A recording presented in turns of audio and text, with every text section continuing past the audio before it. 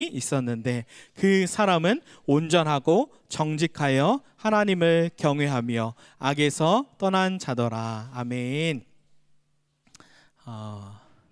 오늘은 맥주감사 주일입니다. 그래서 오늘부터 2주 동안만 신앙의 재구성 시리즈로 1, 2, 원래 이 책에서는 3까지 있는데 세 번째 영역은 제가 한번 설교한 내용이어서 1, 2만 나누겠습니다. 그래서 신앙의 의미를 상실해 버렸다라는 제목으로 함께 말씀을 나누겠습니다. 제가 맥주감사 주일로 설교의 뼈대를 다 구성했는데 아내가 한 책을 저한테 추천해 줬어요. 교회답지 않아 다투는 우리. 제가 이 책을 알고 있었는데 홍동호 목사님의 지우 출판사의 책인데요. 조금 부정적인 의미로 다가와서 다툰다라고 해서 제가 처음에 읽지 않았는데 아내가 추천해줘서 제가 읽는 순간 그 자리에 앉은 자리에서 책을 다 읽기 시작하고 굉장히 큰 인사이트가 저한테 있었어요. 그래서 이건 또 책으로 나눔해도 너무너무 좋겠다라는 생각이 들었고 맥주 감사 주일날 감사에 대한 설교도 너무 좋지만 조금 뻔한 설교보다는 우리가 신앙의 방황이 찾아올 때 신앙의 재구성을 할 수 있는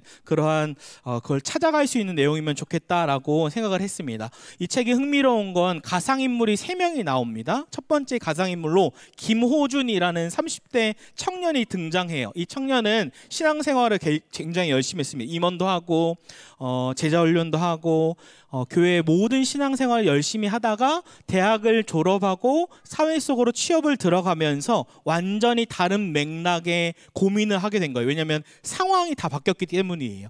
근데 제가 이 책을 읽으면서 김호준 청년만이 아니라 나와 우리 모두의 고민이다라는 생각이 들었습니다. 우리가 사회생활에 들어갈 때에도 상황이 바뀌니까 고민하고 처음 독립을 하고 재정에 대해서 했을 때에도 상황이 바뀌니까 다른 맥락에서 고민을 하게 되고 처음 결혼을 하고 부부관계가 살아갈 때에도 완전히 다른 맥락의 고민을 하고 처음 육아를 할 때에도 상황이 바뀌니까 고민하고 처음 예배당을 할 때에도 사업을 할 때에도 완전히 다른 맥락의 고민을 하는 거죠. 이때 필요한 것이 신앙의 재구성이겠다라는 생각이 들었습니다. 이 책에서도 키워드로 얘기해요. 신앙의 재구성. 오늘 설교에도 키워드입니다. 한마디로 이거예요. 우물 안에 있던 청년이 개구리가 졸업하고 사회로 들어가면서 거친 풍파를 만나니까 어떻게 돼요? 진짜 나의 신앙을 발견하는 게 되는 거죠. 이게 내 진짜의 신앙의 사실 모습이구나. 교회 안에서 청년 때의 모습이 내 진짜 신앙인 줄 알았는데 사회 속으로 나와보니까 나 홀로 나와보니까 이게 내 진짜 신앙의 모습이구나. 또 청년 때 제자훈련 너무나 열심히 했는데 결혼하고 결혼 생활을 하면서 부부와 함께 맞춰가고 갈등이 올 때 풍파를 만날 때 이게 가정에서의 나의 진짜 어려운 모습이구나. 또 청년에 임원도 하고 찬양팀도 막 했어요. 육아를 해보니까 이게 쉽지 않구나. 맨날 반복되는 무의미한 것 같은 일상에서 내 모습이 진짜 신앙의 모습을 발견하는 거죠. 또 직장에서 사업을 하면서 개척을 하면서 풍파를 만날 때에 내 진짜 신앙을 발견하게 되는 거죠. 즉 무엇이냐면 이 김호준 청년의 이야기는 곧 우리 모두의 이야기다라는 생각이 들었습니다. 근데 이 책이 제가 읽으면서 따뜻한 감동이 되었던 건 무엇이냐면 그 등장인물 김호준 청년에게 저자가 어떤 메시지를 주냐면 3가지 메시지를 줘요. 하나는 홀로 힘겨운 싸움을 하고 있는 그에게 내가 공감한다 라는 메시지고, 두 번째로는 너는 반드시 더 멋진 모습으로 성장할 거야 라고 신뢰, 믿음을 주고, 마지막에는 결국 너는 그 길을 찾게 될 거야 라고 응원해 줍니다. 저는 그게 마치 하나님이 저에게 우리에게 주시는 메시지 같았어요. 흥미로운 건 이 김호준 청년을 향해 청년부 회장은 좀 이렇게 뭐라고 표현해야죠? 좀 삐뚤어진 마음이 있는 거예요. 왜 옛날에는 너무 좋은 교회 오빠였는데 지금은 왜 이렇게 삐뚤어졌냐라는 의구심을 갖는 그 청년에게 이 저자가 편지를 보내는 내용입니다. 한번 제가 읽어줄게요. 제가 보기에 김호준 형제는 여전히 무척 신실한 형제입니다. 남들보다 신앙을 더욱 진지하게 생각하고 성경의 의미를 깊이 숙고하는 형제입니다. 3년 전이나 지금이나 여전히 그는 기독교 신앙에 진지합니다. 그는 기독교와 복음에 대해 회의적인 것이 아닙니다. 단지 청년부에 대해 회의적일 뿐입니다. 사람은 성장합니다. 결국 이는 김호준 형제가 스스로 고민하며 해법을 찾아가야 할 영역 영역입니다. 그저 조금만 더 기다려 주십시오. 응원해 주십시오. 따뜻한 눈빛을 보내주십시오. 어쩌면 그는 홀로 힘겨운 싸움을 하고 있는 것일지 모릅니다. 그러니 곁에서 친구가 되어 주십시오. 김호준 형제는 곧 더 멋진 모습으로 돌아올 겁니다. 결국 그 길을 찾을 테니까요. 그러니까 공감해 주죠. 홀로 힘든 싸움을 하고 있고 더 멋진 모습으로 성장할 거고 신뢰하고 있고 반드시 그 길을 찾을 겁니다 라고 응원해 주고 있습니다. 그러면서 이 책의 저자가 김호준 청년과 성경 속 오늘 본문에 읽은 욥과 유사하다라고 얘기합니다. 처음에 제가 유사하다고 할 때 좀 갸우뚱했어요. 욥기랑 김호준 청년이 유사하다고 하면서 이 책을 읽으면서 그게 설득되기 시작했어요. 욥기 1장 1절을 한 번 더 읽어볼까요? 시작. 우스 땅에 욥이라 불리는 사람이 있었는데 그 사람은 온전하고 정직하여 하나님을 경외하며 악에서 떠난 자더라. 아멘. 네 가지 얘기하죠. 온전하고 정직하고 하나님을 경외했고 악에서 떠난 자. 그러면서 저자는 이 욥이 어떤 사람이냐고 얘기하면 잠언 세계의 최강자다. 잠언 세계의 최강자. 왜 잠언 세계의 최강자라고 하냐면 잠언 2장 7절과 3장 7절에 똑같이 말씀하고 있어요. 정직하고 온전하고 경외하고 악에서 떠난 자라고 얘기하는 거예요. 그러니까 욥은 잠언의 말씀을 그대로 산 사람, 잠언의 최강자라고 표현하는 겁니다. 그런데 이 잠언에서도 신명기에서도 욥기에서도 흐르는 중요한 사상이 있는데 그것이 무엇이냐면 보상교리입니다. 우리 따라해 볼까요? 보상교리. 보상교리는 보상신학이라고도 얘기하는데 쉽게 말하면 인과응보입니다. 우리가 알고 있는 순종하면 어떻게 돼요? 축복을 받고 불순종하면 어떻게 돼요? 저주를 받고. 이게 신명기 28장에도 그대로 나와 있어요. 순종하면 그러니까 욥의 삶이 그 전까지는 어떻게 했냐면 하나님께 온전하고 순종하고 다 하나님을 경외하고 악에서 떠났기 때문에 축복의 삶이 있었죠. 아내도 재정도 종들도 자녀들도. 그런데 욥의 삶이 어떻게 돼요? 저주가 갑자기 오는 거예요. 그러니까 보상교리에 의하면 욥의 삶에 저주가 왔는데 아내도 어떻게 얘기해요? 하나님 욕하고 떠나라. 재산도 잃고 종들도 잃고 자녀도 잃는 순간 저주가 오는데 그거에 따르면 욥의 삶은 지금 불순종함으로 저주가 온 것이죠. 그러니까 이 잠언 세계의 최강자였던 욥의 삶에 신학이 다 깨지기 시작한 거예요. 잠언 세계의 최강자 욥의 신앙의 틀도 깨어졌는데 아까 서론에 얘기한 그 청년 김호준 청년도 잠언 세계의 최강자였어요. 교회 안에서 신앙이 최고였으니까 열심이었으니까 회장이었고 제자훈련했고 모든 것에 헌신적이었는데 그것이 깨지기 시작한 거예요. 분명히 이 청년도 청년 시절에 배운 신앙의 토대로 적용하기 시작해요. 저도 그렇게 적용했는데 대학교에서 컨닝하다가 어떻게 돼요? 컨닝을 안 하기 시작하고 딱 제가 그랬어요. 세상 속에 그리스도인으로 살고 교회에서도 너무 열심히 살고 성실히 세상에서도 공부하고 뿐만 아니라 전도까지 해요. 이 청년은 최강자예요. 너무 좋아요. 그런데 사회 속으로 들어가자마자 어제까지 나한테 의미가 있었던 설교 내용들, 의미가 있던 신앙의 이야기들이 상황이 다 바뀌니까 어떻게 돼요? 무의미해지는 거예요.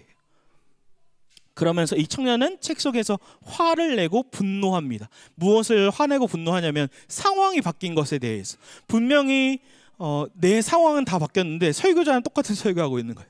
내 상황이 바뀌었는데 청년들은 똑같은 나눔을 하고 있어요. 그러니까 이 청년이 분노하는 거예요. 왜? 내 상황은 다 바뀌었는데 전혀 옛날에는 의미가 있었지만 나한테 지금 아무 의미가 없는데 왜 설교자는 똑같은 이야기를 하고 있고 왜 친구들은 똑같은 나눔을 하고 있지? 하면서 그 분노가 끝내 하나님을 향한 분노로 이어지는 거예요. 그래서 무엇이 필요하냐면 신앙의 재구성이 필요한 겁니다. 저는 이 책을 계속 반복하면서 얘기하는데 김호준 청년을 보며 우리와 동일하다라고 생각을 합니다. 저도 육아를 한 게 아니라 회장을 하고 청년부 회장을 2번 하고 열심히 했는데 제가 왜 육아라고 얘기하냐면 제가 이거 쓰면서 육아를 하면서 나는 밥 기계인가? 라고 적는데 제가 혼자 울컥하면서 나 같아서 난 밥 기계인가? 아무도 알아주지 않는데 청년 때는 제가 열심히 하면 뭔가 결과물이라도 나왔는데 이거는 밥하고 아이들 보고 가정을 돌보면 아무런 결과물이 나오지 않은 똑같은 삶의 반복이에요. 또 부모님 안에 울타리 안에 있을 때가 좋았는데 밖으로 나와 보니까 돈의 현실은 어때요? 냉혹해요. 마치 물이 목 끝까지 차오르는 것 같아요. 뿐만 아니라 연애를 뜨겁게 하고 사랑하고 해서 결혼했는데 현실은 어떻게 해요? 배우자가 미울 때가 있지. 왜 결혼을 했나? 뿐만 아니라 직장 생활하고 개척을 하고 사업을 하면서 이런 생각이 들죠. 난 잘할 수 있을까? 라는 고민이 듭니다. 현실의 깊은 터널을 지나가게 되는 거지. 그래서 무엇이 필요하냐면 현실을 해석해 줄 새로운 신학이 필요합니다. 우리의 현실의 문제를 해석해 줄 새로운 신학이 필요합니다. 그래서 이 신앙의 재구성은 시간도 오래 걸리고 어렵기도 하고 그 길을 찾아가야 하는 거죠. 제가 이 책을 읽으면서 20살 때 회심했던 생각이 들었어요. 청년 시절로 돌아가는 것 같은데 저는 20살에 늦게 회심을 했는데 그리고 7년 8년 신앙생활을 뜨겁게 하다가 목회자의 부르심으로 목회자의 길을 가는데 제 안에 갈등이 생긴 거예요. 20대 후반 때 결혼을 하고 결혼하기 전에 어떤 고민이 있었냐면 교회에서 가르침 받은 거는 교회 안에서 어떻게 살아야지만 배운 거예요.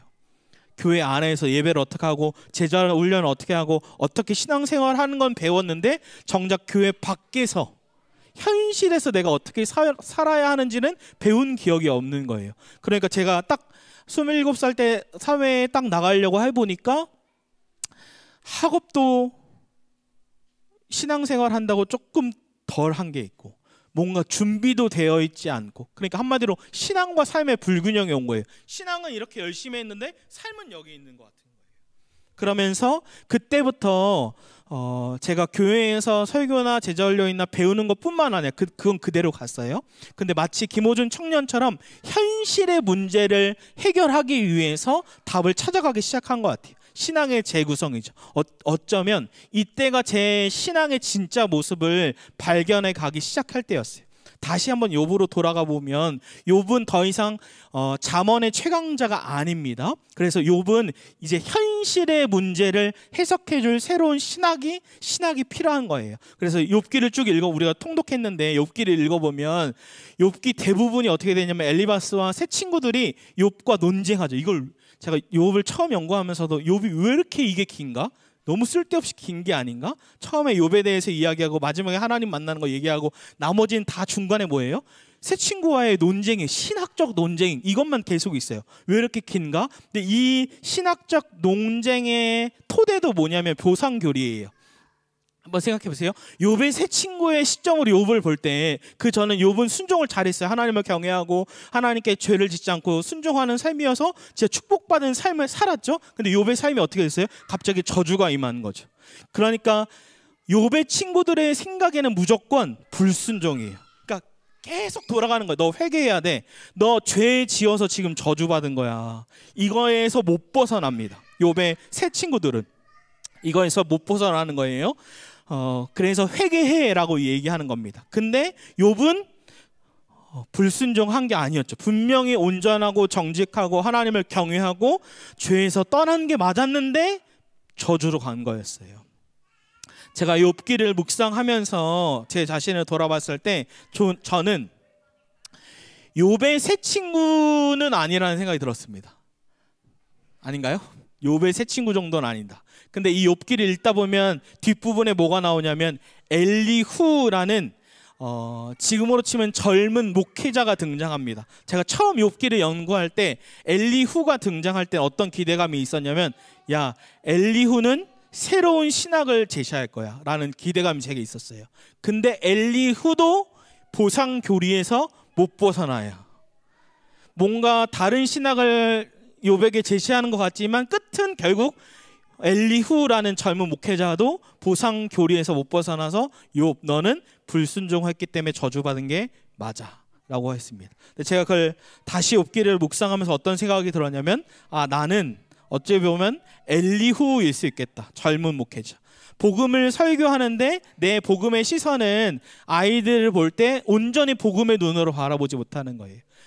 아내를 볼 때 온전히 복음의 눈으로 바라보지 못하는 거예요. 성도를 볼 때, 이웃을 볼 때 복음의 눈으로 바라보지 못하는 제 모습을 보면서 나는 어떻게 보면 엘리후일 수 있겠다. 오히려 서론에 말씀드린 홍동우 목사님처럼 그 김호준 청년에게 편지를 쓸 때 홀로 힘겨운 싸움을 하고 있는 것에 대해서 공감해주고, 또 넌 분명히 더 멋진 모습으로 성장할 거야 라고 신뢰해주고, 결국 넌 그 길을 찾게 될 거야 라고 응원하는 그 모습이 오히려 하나님의 시선이다, 하나님의 눈으로 그 청년을 바라보고 있구나라는 생각이 들었습니다. 전 타락한 본성을 가지고 있는 거죠. 그러면 오늘 두 가지 중요한 질문을 할 건데, 첫 번째 질문은 어떻게 해야 우리의 현실의 문제를 해결할 수 있을까입니다. 이게 중요한 질문이에요. 어떻게 해야 우리의 현실의 문제를 해결할 수 있을까? 첫 번째 정답으로는 신앙의 재구성입니다. 이게 오늘 설교의 키워드라고 했어요. 근데 그냥 신앙의 재구성이 아니라 분명한 건 엘리후와 같이 제 자신, 젊은 목회자는 우리의 문제들을 해결해 줄 수 없어요. 근데 하나님이 이 욥의 현실의 문제를 분명하게 해결해 줍니다. 회복하게 되죠. 욥기의 끝을 보면 다 회복되는데, 이 욥에게 하나님은 신앙의 재구성을 할 때, 현실의 문제에 신앙을 재구성할 때 새로운 신학을 하나님이 제시해 주는 거죠. 분명히 욥의 현실을 하나님이 해결해 줍니다. 우리 욥기 19장 25절 27절을 한번 읽어볼까요? 욥의 고백이에요. 욥의 고백 한번 읽어볼게요. 시작. 내가 알기에는 나의 대속자가 살아계시니 마침내 그가 땅 위에 서실 것이라. 내 가죽이 벗김을 당한 뒤에도 내가 육체 밖에서 하나님을 보리라. 내가 그를 보리니 내 눈으로 그를 보기를 낯선 사람처럼 하지 않을 것이라. 내 마음이 초조하구나. 아멘. 이 대속자라는 히브리어 고엘이라는 단어는 구약 성경 전체에서도 엄청 중요한 의미인데, 구속자라는 의미예요. 악에서 구원할 자라는 뜻이에요. 또 다르게 하면 우리의 문제, 우리의 현실을 해결할 자라고도 해석할 수 있는 거예요. 그래서 제가 배운 언약신학자 김두석 교수님은 이렇게 얘기해요. 욥기에서 가장 중요한 사상이 고엘, 이 구속자라는 사상이다. 욥은 현실의 문제 앞에 구속자 하나님을 믿었고, 그리고 부활, 천국을 믿었다라고 얘기합니다. 이 욥기 19장 25절 27절을 쉬운 성경으로 읽을 때 욥의 고백인데, 한번 천국을 상상하면서 한 번만 더 읽어볼까요? 쉬운 성경이에요. 시작. 내 구세주께서 살아계신다는 것을 내가 이미 알고 있으니 결국 그가 땅에 서실 것이네. 내 가죽이 썩은 후에라도, 이 몸이 썩은 후에라도 내가 하나님을 뵐 것이네. 내가 그분을 내 두 눈으로 바라볼 것에 내 심장이 기대감으로 두근거리네. 아멘. 이 19장은 아직 고난이 끝나지 않아, 환경과 상황이 아무것도 바뀌지 않았어요. 심지어 지금 신학적 논쟁을 하고 있는 중이에요. 아직 현실의 문제가 하나도 해결되지 않았는데도 욥은 어땠어요? 구속자 하나님을 믿었고, 부활 신앙을 믿었고, 천국을 믿음으로 이 아무 현실의 문제가 해결되지 않는데도 신앙의 고백을 하고 있는 거예요. 즉 무엇이냐면 보상교리, 순종해야 축복받아 라는 이 보상교리를 하나님은 절대 주권과 절대 사랑으로 이걸 다 깨시고 뛰어넘는 하나님이라는 거예요. 무엇을 이야기하냐면, 우리는 인간은 100% 순종해야만, 신명기 28장에 의하면, 보상교리에 의하면 축복받을 수 있어요. 근데 100% 순종할 수 있는 인간이 있나요? 단 한 사람도 없죠. 로마서에도 의인은 없나니 단 한 사람도 없대요. 장사나 저를 포함해서 전 인류는 100% 모든 말씀을 단 한 번도 안 틀리고 순종할 사람이 없어요. 그러면 우리는 모두 불순종한 죄인인 거예요. 그럼 불순종한 죄인은 어떻게 해야 돼요? 모든 인간이 다, 단 한 사람도 빠짐없이 다 저주를 받아야 하는 거예요. 이게 마땅한 것이죠. 그런데 그리스도께서 100% 순종하심으로, 100% 순종하심으로 원래는 뭘 받아야 돼요? 축복을 받아야 되죠. 근데 예수님은 100% 순종을 유일하게 하신 분인데 뭘 받으셨어요? 저주를 받으셨죠. 그래서 신명기에는 뭐라고 얘기하냐면 이렇게 써 있죠. 나무에 달린 자는 하나님의 저주를 받았습니다. 원래는 하나님께 저주를 누가 받아야 돼요? 우리가 장사나가 마땅히 제가 다 받아야 하는데 그리스도께서 다 순종하셨는데 저주를 받은 거죠. 왜 그렇게 하셨나요? 왜 그렇게 하셨냐면 불순종한 우리가 영원한 축복을 받기 위해서 이걸 다 깨신 거예요. 우리가 불순종한 죄인이 마땅히 모든 저주, 십자가의 저주뿐만 아니라 영원한 형벌을 받아야 되는데 그리스도께서는 불순종한 우리를 영원한 축복, 영원한 구원을 받게 하시려고 대신해서 그리스도께서 대속의 은혜를 해결하신 거죠. 그래서 두 번째 질문이 더 중요한데 오늘 가장 중요한 질문이에요. 욥의 현실의 문제는 언제 해결됩니까? 욥의 현실의 문제는 언제 해결됐나요? 우리가 알고 있듯이 욥의 현실의 문제는 귀로만 듣고 있던 하나님을 진짜 믿음의 눈으로 배울 때, 내가 귀로만 듣던 하나님을 배웠습니다라고 고백할 때 이 문제가 해결됩니다. 욥의 문제의 해결은 그냥 하나님 만났으니까 뜬구름 같은 회복이 아니에요. 완전한 회복이었어요. 어떻게 했어요? 아내와의 관계도 회복됐어요. 몸의 아픈 건강의 문제도 해결됐어요. 재산의 문제도 해결됐어요. 그리고 나중에 어떻게 10자녀를 낳아요. 이 신학적으로 뭐라고 하냐면 다른 건 다 갑절에 회복을 받는데 자녀만 10명의 회복을 받는 건 신학자들은 뭐라고 얘기하면 그 10명이 천국에 갔고 하나님이 다시 그대로 10명을 주셨다라고 표현합니다. 그건 무엇입니까? 완전한 회복이 일어났어요. 언제 회복이 일어납니까? 귀로만 듣던 하나님을 진짜 두 눈으로 배울 때, 신앙이 완전 재구성될 때, 새로운 신학으로 제시할 때 그것이 다 회복된 것이 똑같아요. 김호중 청년, 전 그 김호중 청년을 읽으면서 이건 그 저자 목사님의 이야기다 라는 생각이 들었어요. 그 목사님과 똑같아요. 비판적이시 힘든 거 막 이런 거 다 똑같았어요. 그런데 그 목사님의 문제도 언제 해결합니까? 하나님을 독대할 때 진짜 그 청년이 하나님과 함께 할 때, 하나님을 귀로만 듣던 하나님을 만나게 될 때 자기 안에 있던 신앙의 재구성이 된 거예요. 사회 속으로 들어가서 어떻게 살아가야 하는지. 장사나의 청년 시절의 삶과 신앙의 불균형은 언제 회복됐습니까? 하나님을 만나고 귀로만 듣던 하나님을 눈으로 배웠고 믿음의 눈을 배웠고 이것을 균형을 맞춰가기 시작하는 거죠. 뿐만 아니라 지금 개척하고서도 저에게 새로운 신앙의 재구성이 필요한 거예요. 상황이 바뀐 거예요. 환경이 바뀐 거예요. 근데 저도 그 하나님을 만나 배울 때에 나에게 문제가 뜬구름 같은 회복이 아니라 실제적인 회복이 일어나는 것 똑같아요. 부부와 결혼 생활, 육아의 씨름, 직장과 사업 모든 것이 신앙의 재구성. 귀로만 듣던 하나님을 진짜 배울 때 욥의 문제가 실제로 해결된 것처럼 배우자와 자녀와 건강과 재정이 다 회복된 것처럼 회복되는 것입니다. 그래서 오늘 적용은 신앙의 재구성이에요. 저는 구체적인 적용은 이번 주 설교 때는 안 하려고 해요. 스스로 우리의 신앙을 재구성해야 돼요.